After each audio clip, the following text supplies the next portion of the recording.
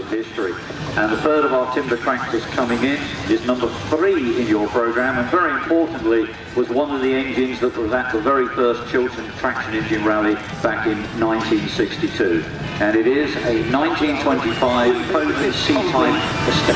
This tractor did a number of different jobs for the council, but certainly the haulage of roadstone was one of the most. You've got one with 4 wheels and one with 3 wheels. What's the benefit or the scenario between it? The 3-wheel car came in later, 1959. Ornately decorated with twisted brass columns holding the full-length canopy, or awning as some manufacturers called it, and that was a current, hence DC dynamo, putting out 110 volts DC. Second engine coming in is a truly remarkable vehicle. It's a Sentinel SD4 wagon. this one and the blue one building it. You will see, ladies and gentlemen, the boiler is mounted at the front of the cab and is visible exclusively after the First World War. And although they did build a shaft drive wagon to rival the Sentinel S series to enjoy on the road and preservation. And that's followed by another one of our steamrollers here this afternoon. In fact, this particular engine is owned by our treasurer, Mr. Phil Honour. Driven this afternoon by Barry Stevens, who's grinning away like the proverbial Cheshire cat. That's because he's got his foot plate full of crumpet. Is that the right technical word, crumpet? In fact, better than that, it's actually steering crumpet. No, I've known it for many years. There's a 10-tonne. Rollers are rated by their weight rather than by their power, so that the purchasers of the roller and the users of the roller could determine what size of machine they wanted by the weight that they were able to place on the registration number, which started with CJ414158. This signifies it is one of those Avling steam tractors that belong to Herefordshire Council.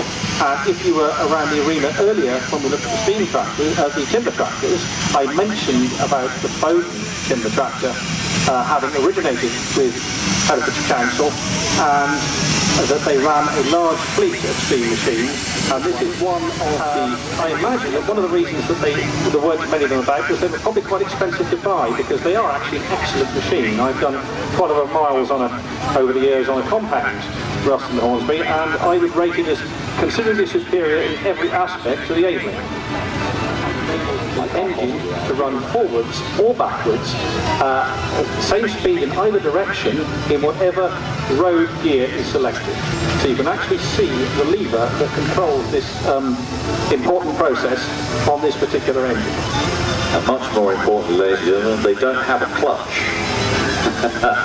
Right, back to the steamrollers. This is number 11 in your programme. It's the green engine coming past the commentary box. I'm sure by now you recognise the form of a steamroller. To the borough surveyors who are in charge of our public roads. And of course, times haven't really changed. In his kitchen, an enormous amount of Bugatti memorabilia, and in the back pantry he'd enlarged it, and that was his workshop where the Bugatti was typed to talk about his bed.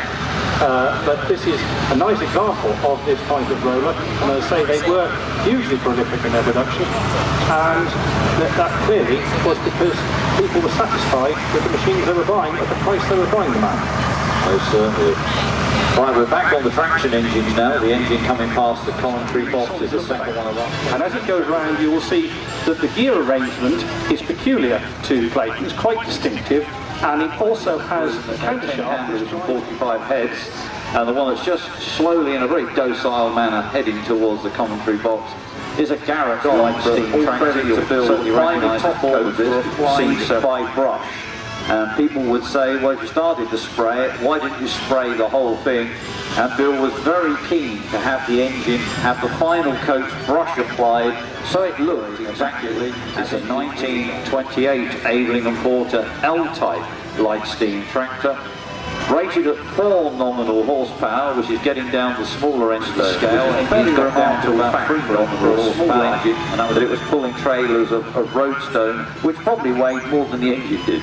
Indeed, and we've sung the praises of Avling steamrollers are concerned, ladies and gentlemen. Believe you me, that is quite early on, because some steamrollers are recorded as having worked through the 60s and some even I believe into the early 70s. No doubt the length and breadth of the country, and just like in this modern day and age, they would have been trying to explain to potential customers the benefits of the drive over to gear drive. Surprisingly, sales took a little bit of a slump because the customers didn't believe these newfangled things called gears could actually work. And that moves us on perhaps to something that's got some nice big gears on it. In fact, look at the size of my teeth, it would probably say to you. And that is a very large A4 road locomotive. And unlike the light steam tractors and the traction engines, road locomotives were used for those big heavy jobs. We sometimes refer to the light steam tractors as being the oldest Parked up at the end of the front line, because this is a road locomotive without the showman's fittings. So you will observe that it has a half-length canopy. The motion and the chimney are not incorporated into the covering that the canopy provides, and it has no embellishing features, and therefore this was designed solely for drawing heavy loads. Being driven by Peter Pan, and we usually refer to these as the Burrell Gold Medal tractor. And why Burrell Gold Medal, ladies and gentlemen? Well, in 1908 the RAC 4 horsepower engines do the same work as one 8 horsepower engine. as he would, of course. Right, from one form of engine, let's now move on to something very, very under the footplate at the back, but between the two rolls, and this is to produce evenness of weight and impression on the road, because it was designed to roll the waves and went to Holland. And for a number of years, the engine was in the ownership of a delightful gentleman whose name was Guy van der Pol in Holland, and he named the engine Stockholm. And then following the little contretemps between me and my friend down in Dorset, the engine returned back to the UK and was actually owned them. We are just the custodians of them. As you can tell by some of these dates, there are several engines here that are well over 100 years old, and I suspect they offered us the use of their land here at Prestwood. And not only do they offer us the use... I will point out that this tractor is fitted with pneumatic front tyres, and these are not original, they were fairly typical. We will drop the ropes down at the entrances at both ends of the ring, and not before I tell you, but when I do 3 inches to the foot, that's quarter size, 4 inches to the foot, which is 1/3 size, and I don't think it's built admirably.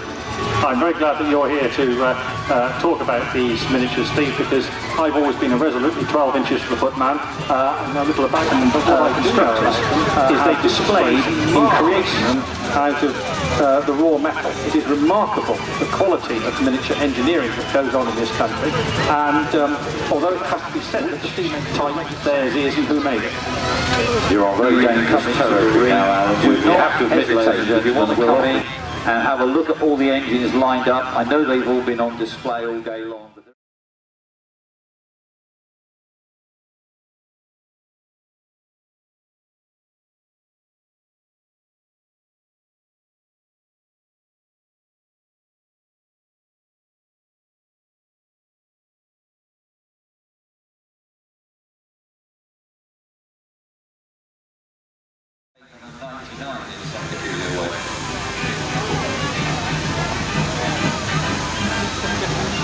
Right, the ropes are down, ladies and gentlemen, if you want to come into the ring.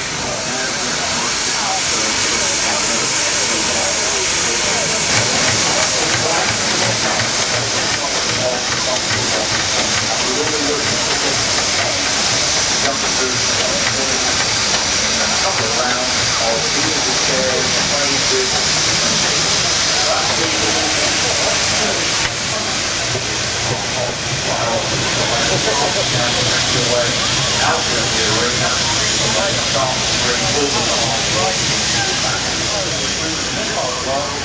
to enjoy so much. And I would like to say thank you, Steve.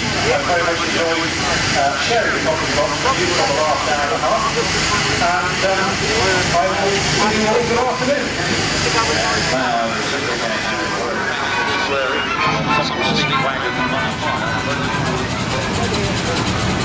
I don't know how we're doing with volunteers for the musical chairs, but I'm just looking for